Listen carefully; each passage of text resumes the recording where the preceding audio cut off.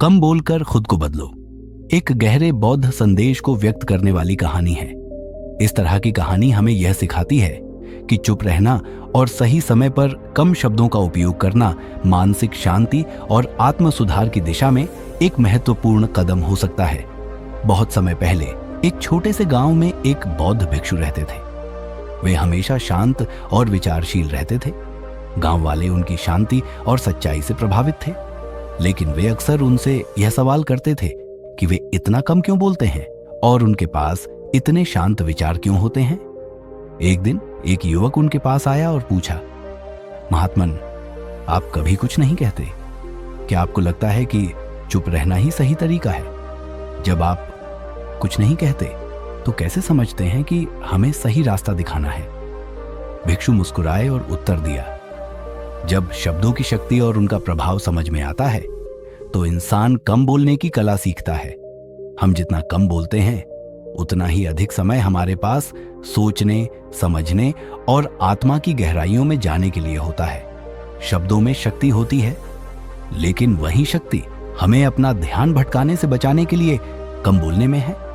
युवक को यह उत्तर समझ में आया और उसने तय किया कि वह अपनी जिंदगी में कम बोलेगा और अपनी बातों को सोच समझकर कहेगा। ये कहानी हमें सिखाती है कि अपने शब्दों का मूल्य समझना बहुत जरूरी है और चुप रहकर हम अपने मन को शांति और गहरे विचारों की ओर मोड़ सकते हैं। कम बोलने की कला और सोच समझकर बोले गए शब्दों का महत्व हमें मानसिक शांति और आत्म उन्नति की ओर ले जाता है। कुछ समय बाद उसी गांव में एक और युवक आया।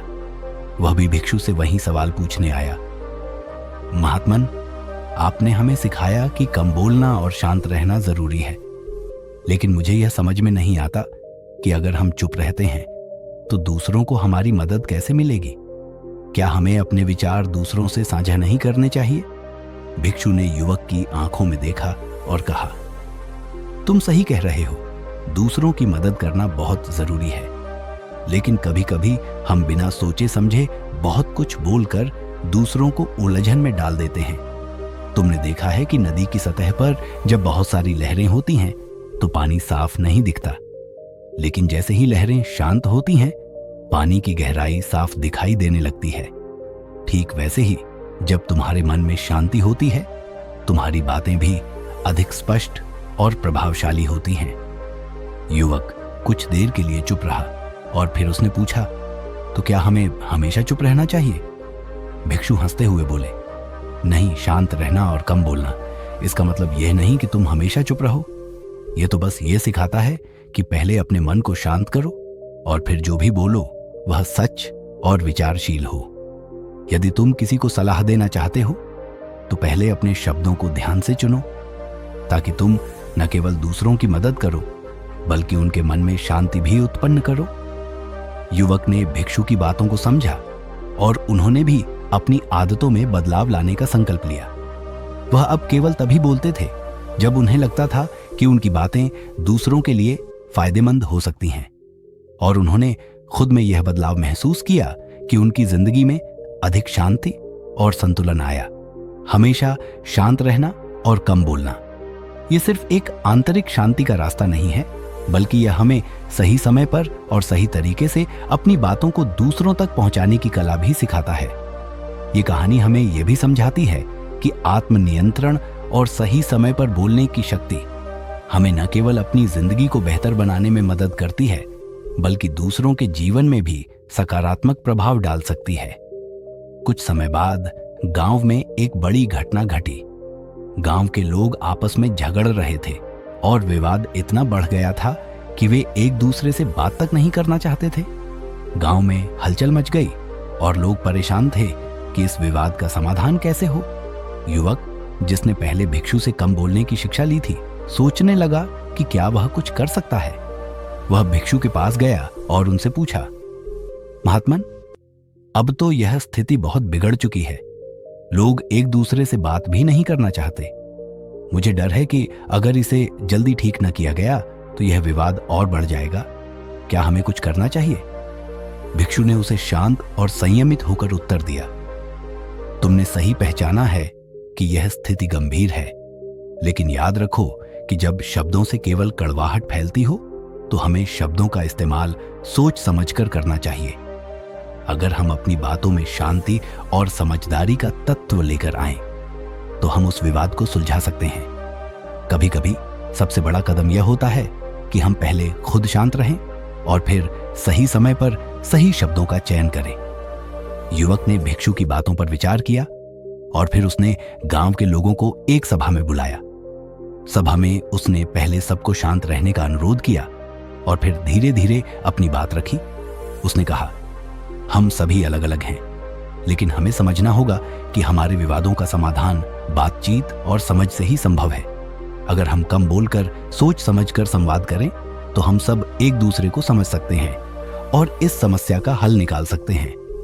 गांव के लोग युवक की बातों से प्रभावित हुए, क्योंकि उसने न सिर्फ कम शब्दों में सही संदेश दिया, बल्कि उसका तरीका भी शांतिपूर्ण और विचारशील था। धीरे धीरे विवाद कम हुआ और लोग एक दूसरे से बातचीत करने लगे। आखिरकार गांव में शांति स्थापित हो गई। इस कहानी से यह सीखने को मिलता है कि जब समस्याएं और विवाद पैदा होते हैं तो हमें अपनी बातों को संयमित और सोच समझकर कहना चाहिए। कम शब्दों में गहरी बातें व्यक्त करने की कला न केवल हमारी सोच को सुधारती है, बल्कि समाज में भी शांति और संतुलन लाने में मदद करती है। कुछ समय बाद उसी गांव में एक और घटना घटी। एक व्यापारी गांव में आया और उसने गांव के लोगों से अपने सामान को बेचने का प्रस्ताव रखा। वह बहुत तेज बोलने वाला और बहुत विश्वास से भरा हुआ व्यक्ति था। वह सबको अपनी बातें सुना रहा था और दावा कर रहा था कि उसके सामान से गांव के लोग अमीर हो सकते हैं। लेकिन उसकी बातें बहुत ही घमंडी और आत्ममुग्ध थीं और कई लोग उससे नाराज हो गए। युवक, जो पहले भिक्षु से कम बोलने की कला सीख चुका था, उसने यह स्थिति देखी और सोचा कि इस बार भी भिक्षु से कुछ सीखना चाहिए। वह भिक्षु के पास गया और कहा, महात्मन, उस व्यापारी की बातें सबको बहुत परेशान कर रही हैं। वह दूसरों को प्रभावित करने की कोशिश कर रहा है, लेकिन उसके शब्द केवल अहंकार और आत्म प्रशंसा से भरे हुए हैं। मैं क्या कर सकता हूं? भिक्षु ने उसे ध्यान से सुना और फिर कहा, जब कोई व्यक्ति अपनी बातों से दूसरों को प्रभावित करने की कोशिश करता है तो अक्सर वह अपना अहंकार दिखा रहा होता है। अगर तुम उसकी बातें सुनकर गुस्से में आकर जवाब दोगे तो इससे सिर्फ और तनाव बढ़ेगा। तुम्हारा काम यह होना चाहिए कि तुम अपनी चुप्पी से अपनी शक्ति का परिचय दो। युवक को भिक्षु का संदेश समझ में आया। उसने तय किया कि वह व्यापारी के साथ संघर्ष नहीं करेगा, बल्कि चुप रहकर उसे अपनी शक्ति का एहसास कराएगा। अगले दिन व्यापारी फिर से गांव के चौक पर आया और अपना सामान बेचने की कोशिश करने लगा। उसने बड़े जोश और आत्मविश्वास से सभी को बताया कि कैसे उनके जीवन में बदलाव लाने के लिए उसका सामान आवश्यक था। लेकिन युवक ने उसकी बातों का कोई उत्तर नहीं दिया। वह शांत रहा और केवल उसे सुनता रहा। कुछ दिन बाद व्यापारी ने देखा कि उसे अपनी बातों का कोई प्रभाव नहीं मिल रहा है, क्योंकि कोई भी उसे तवज्जो नहीं दे रहा था। उसका अहंकार धीरे धीरे टूटने लगा और वह समझ गया कि ज्यादा बोलने से कोई फायदा नहीं होता, बल्कि लोग तब अधिक ध्यान देते हैं जब व्यक्ति शांत और विचारशील होता है। ये कहानी हमें सिखाती है कि कभी कभी चुप रहकर भी हम अपनी ताकत और समझदारी का प्रमाण दे सकते हैं। दूसरों के अहंकार और तेज बोलने का जवाब हर समय बोलकर नहीं देना चाहिए। हमारी चुप्पी और संयम ही हमें शक्ति और सम्मान दिला सकती है। समय के साथ गांव में शांति और संतुलन बढ़ता गया। युवक ने बौद्ध भिक्षु से सीखी हुई बातें अपनी जिंदगी में पूरी तरह से अपनाई थी। अब वह न केवल अपने शब्दों को माप कर बोलता था, बल्कि उसका हर कदम सोच समझ कर था। उसकी शांति और संयम ने गांव में एक नई हवा बनाई थी। लोग अब उसे एक शांतिपूर्ण मार्गदर्शक की तरह मानते थे, जो किसी भी समस्या का हल बिना गुस्से और हड़बड़ी के सिर्फ सोच समझकर खोज सकता था। एक दिन गांव के कुछ लोग भिक्षु के पास गए और उनसे एक सवाल पूछा, महात्मन, हम सभी ने देखा है कि युवक की बातें अब हमें समझने में आसानी होती हैं। वह हर मुश्किल में शांत रहता है और हर समस्या को हल कर लेता है। क्या हमें भी उसकी तरह बनना चाहिए? भिक्षु मुस्कुराए और कहा, तुम सभी ने सही देखा है, वह युवक अब न केवल अपने शब्दों पर नियंत्रण रखता है, बल्कि वह अपने मन पर भी नियंत्रण रखता है। वह जानता है कि शब्दों की शक्ति बहुत बड़ी होती है और यदि उन्हें सही समय पर और सही तरीके से प्रयोग किया जाए तो वह किसी भी स्थिति को बदल सकते हैं। फिर भिक्षु ने एक उदाहरण दिया। तुम सभी जानते हो कि एक जलते हुए दीपक की लौ को सिर्फ एक हल्की हवा बुझा सकती है। ठीक उसी तरह जब हमारे अंदर मानसिक शांति होती है तो हमें बाहरी घटनाएं और शब्द हमें विचलित नहीं कर सकते। जो व्यक्ति कम बोलता है वह अक्सर अपनी आंतरिक शक्ति को पहचानता है। गांव वाले यह समझ गए कि कम बोलने का मतलब यह नहीं था कि वे अपनी राय या विचारों को छुपाए रखें, बल्कि इसका मतलब था कि वे अपने शब्दों का चयन करें ताकि वे अपने और दूसरों के लिए उपयोगी हों। कुछ समय बाद उस युवक ने गांव में एक सभा आयोजित की, जिसमें उसने गांव के सभी लोगों को बताया कि कैसे उन्होंने भिक्षु से सीखी हुई बातें अपनी जिंदगी में उतारी और किस तरह से शांति और संयम ने उसे बेहतर इंसान बना दिया। वह कहता था, जब मैंने कम बोलने की कला सीखी तो मैंने पाया कि केवल तभी मैं खुद को और दूसरों को समझ सकता हूं जब मैं अपनी बातों को सोच समझकर कहता हूं। यही शांति और संतुलन का मार्ग है। यह कहानी हमें यह सिखाती है कि कम बोलने से न केवल हमारे शब्दों का प्रभाव बढ़ता है, बल्कि यह हमें मानसिक शांति और आत्मनियंत्रण की ओर भी ले जाता है। हमारी जिंदगी में शांति और संतुलन लाने के लिए सही समय पर और सही शब्दों का चयन करना बेहद जरूरी है। कम बोलने से न केवल हम अपने भीतर की शक्ति को पहचानते हैं, बल्कि हम दूसरों के साथ भी सशक्त और समझदारी से संवाद कर सकते हैं। गांव में अब शांति और समृद्धि आ गई थी। लोग एक दूसरे के साथ बेहतर तरीके से संवाद करते थे और समस्याओं का समाधान सोच समझकर किया जाता था। युवा जो पहले भिक्षु से कम बोलने की कला सीख चुका था, अब गांव के बच्चों को भी यह सिखाने लगा था। वह जानता था कि शब्दों की ताकत कितनी बड़ी होती है और इस ज्ञान को अगली पीढ़ी को देना उसका कर्तव्य बन गया था। एक दिन गांव में एक और महत्वपूर्ण स्थिति उत्पन्न हुई। गांव के कुछ लोग एक साथ मिलकर एक बड़ा फैसला लेना चाहते थे, लेकिन उनमें आपस में मतभेद हो गए थे। एक और समूह कहता था कि यह कदम सही होगा, जबकि दूसरा समूह इसका विरोध कर रहा था। बहस और झगड़ा होने लगा और स्थिति तनावपूर्ण हो गई। युवक ने देखा कि अब भी कुछ लोग जल्दबाजी में और गुस्से में आकर बोल रहे हैं और यह स्थिति और बिगड़ सकती है। वह भिक्षु के पास गया और उनसे पूछा, महात्मन, मुझे डर है कि अगर हम जल्दी जल्दी और गुस्से में आकर निर्णय लेंगे तो यह स्थिति और बिगड़ जाएगी। क्या हमें इसे हल करने के लिए कुछ विशेष करना चाहिए? भिक्षु मुस्कुराए और बोले, तुमने सही पहचाना। कभी कभी हम जल्दबाजी में निर्णय लेकर अपनी समस्याओं को और बढ़ा देते हैं, लेकिन अगर हम एक कदम पीछे हटकर शांत होकर सोचें तो समाधान स्वतः ही सामने आ सकता है। याद रखो, सबसे महत्वपूर्ण कदम यह है कि हम अपनी प्रतिक्रियाओं को नियंत्रित करें। जब हम शांत रहते हैं तो हम अपने भीतर और बाहर दोनों जगह एक संतुलन स्थापित कर सकते हैं। युवक ने भिक्षु की बातों पर ध्यान दिया और गांव में लौटकर सभी लोगों से कहा, हमें इस मुद्दे पर गुस्से में आकर नहीं, बल्कि शांतिपूर्वक विचार करके निर्णय लेना चाहिए। अगर हम खुद को शांत रखते हैं तो हम सही दिशा में सोच पाएंगे और यह समस्या भी हल हो जाएगी। गांव के लोग युवक की बातों से प्रभावित हुए।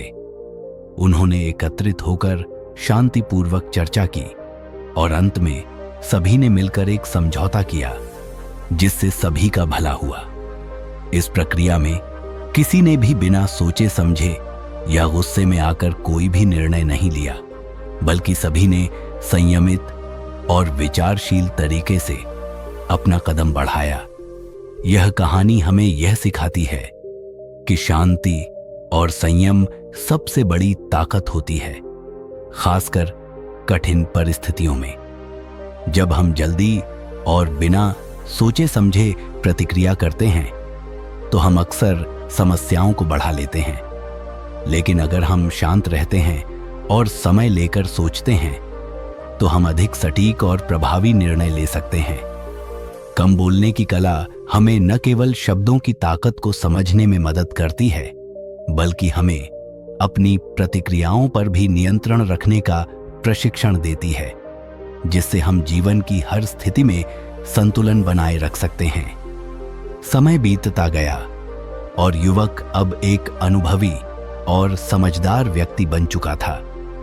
गांव के लोग उसे सम्मान से शांतिपूर्ण मार्गदर्शक के रूप में जानने लगे थे।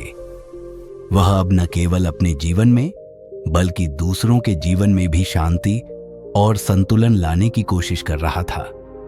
उसका आदर्श सिर्फ कम बोलने की कला तक सीमित नहीं था, बल्कि वह पूरी तरह से मानसिक और आत्मिक शांति को अपने जीवन का हिस्सा बना चुका था। एक दिन गांव में एक नया संकट उत्पन्न हुआ। गांव के पास एक नदी का पानी बढ़ने लगा था और लोग घबराए हुए थे कि यह बाढ़ का रूप ले सकता है। सभी लोग डर और अनिश्चितता से घिरे हुए थे।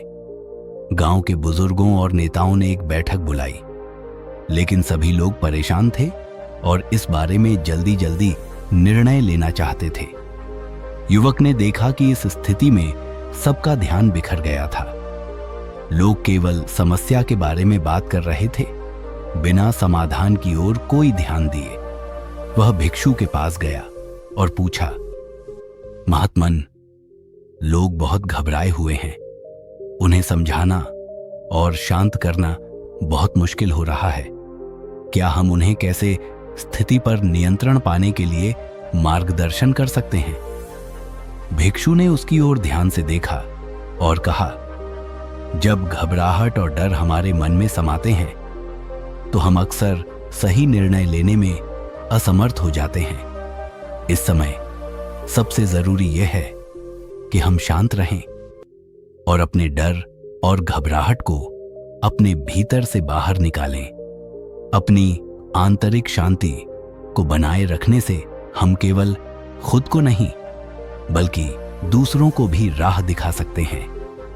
युवक ने भिक्षु के शब्दों को दिल से समझा और गांव में वापस जाकर लोगों से कहा, समझो कि यह संकट केवल एक अस्थायी स्थिति है। हम अगर इस पर घबराएंगे तो कोई हल नहीं निकल पाएगा। सबसे पहले हमें शांति बनाए रखनी होगी ताकि हम सही योजना बना सकें और सभी के साथ मिलकर काम कर सकें। गांव के लोग युवक की बातों को सुनकर शांत हुए और एकजुट होकर काम करने का निर्णय लिया। उन्होंने मिलकर नदी के पानी के बहाव को नियंत्रित करने के लिए कदम उठाए। कुछ लोग नदी के किनारे पर बाड़ा बनाने गए। कुछ लोग नदी के रास्ते को बेहतर करने के लिए योजना बना रहे थे और कुछ लोग गांव में सुरक्षा उपायों की निगरानी कर रहे थे। सभी ने मिलकर एक ठोस और शांतिपूर्वक कदम उठाया। धीरे धीरे नदी का पानी शांत हुआ और बाढ़ की आशंका टल गई। यह कहानी हमें यह सिखाती है कि संकट के समय सबसे जरूरी बात शांत रहना और सोच समझकर काम करना है। अगर हम घबराए बिना अपनी सोच को स्पष्ट रखते हैं तो हम किसी भी मुश्किल का समाधान निकाल सकते हैं। कम बोलने की कला हमें केवल अपनी शब्दों पर नहीं बल्कि अपने पूरे मनोबल पर नियंत्रण रखने की भी शिक्षा देती है, जिससे हम हर संकट का सामना शांति और संतुलन के साथ कर सकते हैं। गांव में अब हर कोई युवक की शांतिपूर्ण जीवन शैली और उसकी सोच को सम्मान देने लगा था।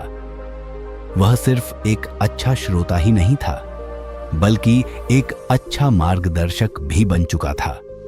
लोग अब अपनी समस्याओं को लेकर उसके पास आते थे क्योंकि उन्हें विश्वास था कि वह बिना किसी जल्दबाजी के संयमित रूप से समाधान निकालेगा। एक दिन गांव में एक नया व्यक्ति आया।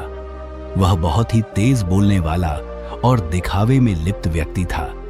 उसे जल्दी जल्दी सब कुछ हासिल करना था और वह हर किसी को अपनी बातें सुनाता था, बिना यह समझे कि लोग क्या महसूस कर रहे हैं। उसकी बातों में कई बार अहंकार भी होता था और लोग उसे सुनने में असहज महसूस करते थे। गांव वाले, जो अब शांति की महत्वता समझ चुके थे, इस व्यक्ति के व्यवहार से परेशान हो गए। उन्होंने युवक से पूछा, हमें क्या करना चाहिए? यह व्यक्ति हमें सुनता नहीं और हमेशा अपनी ही बातें करता रहता है। वह दूसरों की भावनाओं की कद्र नहीं करता। युवक ने गहरी सांस ली और फिर कहा, जब कोई व्यक्ति बहुत तेज बोलता है तो अक्सर वह अपनी बातों से दूसरों को दबाने की कोशिश करता है। हमें उस व्यक्ति के साथ बुरा नहीं करना चाहिए, बल्कि हमें उसे समझने की कोशिश करनी चाहिए। लेकिन इसके साथ हमें यह भी समझना चाहिए कि अगर हम ज्यादा बोलते हैं तो हम भी उसी रास्ते पर चल पड़ते हैं। फिर युवक ने गांव वालों को एक और उदाहरण दिया। तुमने कभी देखा है कि जब हम जलते हुए दीपक की लौ को झपकते हैं तो वह बुझ जाती है? वैसे ही जब हम किसी से लड़ने या बहस करने के बजाय शांत रहते हैं तो वह भी धीरे धीरे शांत हो जाता है। हमारे शब्द ही हमारी शक्ति है और हमें उन शब्दों का सही तरीके से इस्तेमाल करना चाहिए। गांव वाले युवक की बातों को समझ गए और उन्होंने तय किया कि वे उस व्यक्ति से न भिड़ेंगे। वे चुपचाप उसे सुनेंगे, लेकिन अपनी भावनाओं और शांतिपूर्ण दृष्टिकोण को बनाए रखेंगे। जल्द ही उस व्यक्ति को यह महसूस होने लगा कि लोग उसकी बातें सुन रहे हैं, लेकिन जवाब देने में समय ले रहे हैं। धीरे धीरे उसकी बातों का प्रभाव कम होने लगा और वह अपने शब्दों को ज्यादा सोच समझकर बोलने लगा। ये कहानी हमें यह सिखाती है कि दूसरों के तेज बोलने या अहंकार के बावजूद हमें अपनी शांति बनाए रखनी चाहिए। शब्दों का सही उपयोग और संयम ही हमें हर स्थिति को समझने और नियंत्रित करने की शक्ति देता है। हम न केवल अपने आत्मनिर्भरता और शांति को बनाए रखते हैं, बल्कि हम दूसरों को भी प्रेरित करते हैं कि वे अपनी भाषा और व्यवहार को शांतिपूर्ण बनाए रखें। कम बोलने की कला सिर्फ अपने भीतर की शक्ति को पहचानने का माध्यम नहीं, बल्कि दूसरों के साथ बेहतर संबंध स्थापित करने का भी एक रास्ता है। कम बोलकर खुद को बदलो गांव में अब सब कुछ शांत था। लोग एक दूसरे के साथ अच्छे से संवाद करते थे और समझदारी से फैसले लेते थे। युवक, जिसने भिक्षु से सीखी हुई बातों को अपनी जिंदगी में पूरी तरह से अपनाया था, अब एक आदर्श के रूप में उभर चुका था। वह जानता था कि शब्दों की शक्ति को समझना और सही समय पर बोलना जीवन को संतुलित और शांतिपूर्ण बना सकता है। एक दिन गांव में एक बड़े उत्सव का आयोजन हुआ। उत्सव में सभी गांव वाले एकत्रित हुए थे। युवक भी उस दिन उपस्थित था, लेकिन वह देख रहा था कि कुछ लोग अपने विचारों को लेकर असहमत थे। एक समूह चाहता था कि उत्सव को इस प्रकार मनाया जाए, जबकि दूसरा समूह कहता था कि कुछ बदलाव करने चाहिए। दोनों ही समूहों के बीच बहस तेज हो गई। एक दूसरे की बातें काटी जा रही थीं और किसी को भी शांति से बात करने का अवसर नहीं मिल रहा था। युवक ने देखा कि यदि यह बहस और बढ़ी तो उत्सव का माहौल खराब हो जाएगा और किसी न किसी तरह सभी के बीच दूरी बढ़ जाएगी। वह शांतिपूर्वक सभा में आया और सभी को ध्यान से देखा। फिर उसने धीरे से कहा, हम सभी यहाँ एक साथ खुशियां मनाने के लिए इकट्ठा हुए हैं, लेकिन अगर हम अपनी इच्छाओं और विचारों को किसी और के ऊपर थोपेंगे तो वह खुशी कहीं खो जाएगी। हमें यह याद रखना होगा कि उत्सव का असली उद्देश्य एकता और आनंद है, न कि यह कि कौन किसका विचार स्वीकार करता है। उसकी बातों में एक गहरी शांति थी और यह सुनकर सब लोग कुछ देर के लिए चुप हो गए।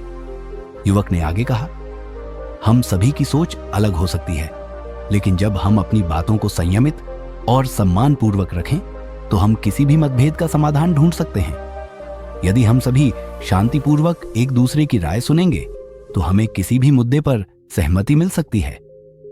गांव वाले युवक की बातों को सुनकर शांत हो गए और एक दूसरे की राय पर विचार करना शुरू किया। अंत में वे एक समझौते पर पहुंचे और उत्सव को इस तरह मनाने का निर्णय लिया जिससे सभी का भला हो सके। सबने मिलकर उत्सव को आनंद और शांति के साथ मनाया। ये कहानी हमें यह सिखाती है कि हमारे शब्दों और विचारों की शक्ति को समझना महत्वपूर्ण है, लेकिन उससे भी अधिक महत्वपूर्ण यह है कि हम उन शब्दों को संयम और सम्मान से उपयोग करें। जब हम अपने दृष्टिकोण को शांतिपूर्वक व्यक्त करते हैं और दूसरों की राय को सम्मान देते हैं, तो हम मतभेदों का समाधान ढूंढ सकते हैं और एकता बनाए रख सकते हैं। कम बोलने की कला न केवल हमारे व्यक्तित्व को संतुलित करती है, बल्कि हमें दूसरों के साथ बेहतर संबंध स्थापित करने में भी मदद करती है। समय बीतता गया और युवक की समझदारी और शांति का प्रभाव अब सिर्फ गांव तक ही सीमित नहीं रहा था। आसपास के गांवों के लोग भी उसे देखने और उससे कुछ सीखने आने लगे थे। वह अब न केवल अपनी बातों से बल्कि अपने आचरण और उदाहरण से भी दूसरों को प्रेरित करता था। एक दिन एक दूर गांव से एक वृद्ध व्यक्ति युवक के पास आया। वह व्यक्ति बहुत ही परेशान और गुस्से में था। उसने युवक से कहा, मैं अपने जीवन में बहुत दुखी हूं। मुझे लगता है कि लोग मेरी इज्जत नहीं करते और मैं हमेशा अपने अधिकारों के लिए लड़ता रहता हूं, लेकिन फिर भी मुझे शांति नहीं मिलती। क्या करूं? युवक ने उसकी बातों को सुना और फिर शांतिपूर्वक जवाब दिया, जब हम हमेशा अपने अधिकारों और इच्छाओं की बात करते हैं तो हम खुद को दूसरों से अलग कर लेते हैं, लेकिन अगर हम दूसरों की बातों को भी समझें और उनके विचारों का सम्मान करें तो हम सच्ची शांति पा सकते हैं। ये शांति तब मिलती है जब हम अपने अंदर के अहंकार को छोड़ देते हैं और खुद को दूसरों के प्रति दयालु और विनम्र बनाते हैं। वृद्ध व्यक्ति युवक की बातों को समझने की कोशिश करने लगा। युवक ने फिर उसे एक उदाहरण दिया। तुमने कभी सोचा है कि जैसे एक तालाब में जब पानी शांत होता है तो उसका तल साफ दिखाई देता है, वैसे ही हमारी आंतरिक शांति भी हमें अपनी असलियत दिखाती है। जब हम अधिक बोलते हैं तो हम अपने मन को अव्यवस्थित कर लेते हैं और उसी तरह हमारी असलियत भी छिप जाती है। लेकिन जब हम शांत रहते हैं तो हम अपनी आंतरिक शक्ति को महसूस कर सकते हैं। वृद्ध व्यक्ति थोड़ी देर सोचने के बाद युवक के पास बैठा और उसने आभार व्यक्त किया। तुम्हारी बातें मुझे समझने में मदद कर रही हैं। शायद मुझे अपनी सोच और अपने शब्दों पर फिर से विचार करने की जरूरत है। यह कहानी हमें यह सिखाती है कि हमारी आंतरिक शांति और संयम ही हमें असली संतोष और सुकून प्रदान करते हैं।